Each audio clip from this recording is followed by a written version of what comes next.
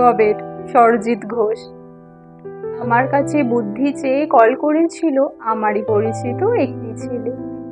ছেলেটির বয়স কত আর হবে, বড় জোর 19।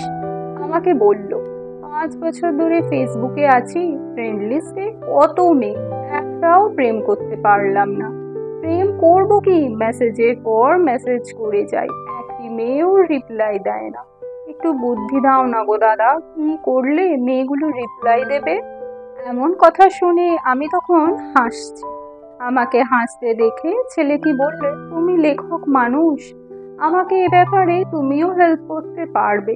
বললাম, বুদ্ধি একটু একটা আছে, মেসেজ করলে রিপ্লাই দেবে, কিন্তু সমস্যাটা অন্য জায়গায়।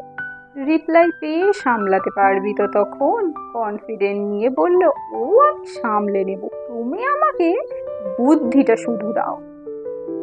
কথা বলার এমন দৃঢ় ভাব দেখে বললাম, বুদ্ধি তো দিতেই পারি, কিন্তু আমার কাছে সামলানোর বুদ্ধি কিন্তু নেই, ভালো করে ভেবে দেখ। আরে সে আমি ম্যানেজ করব, বুদ্ধিটা দাও তাড়াতাড়ি।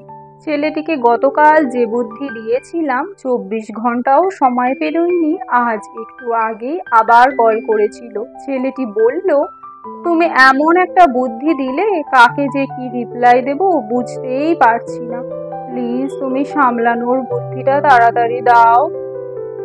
রিপ্লাই দিইনি বলে দুজন সুন্দরী মেয়ে আমাকে অলরেডি ব্লক করে দিয়েছে, প্লিজ একটু বুদ্ধি দাও তাড়াতাড়ি। আমি হতাশ হয়ে বললাম, আগেই তো বলেছিলাম ভাই, সামলানোর বুদ্ধি আমার কাছে নেই, তবে দেখছি সামলানোর বুদ্ধিটা অন্য কেউ যদি দিতে পারে। ছেলেটি বিরক্ত হয়ে বলল, ঠিক আছে ফোন রাখো। কেন যে তোমার কাছ থেকে বুদ্ধি চাইতে গেছিলাম, গবেট একটা, বলে নিজেই ফোন কেটে দিল।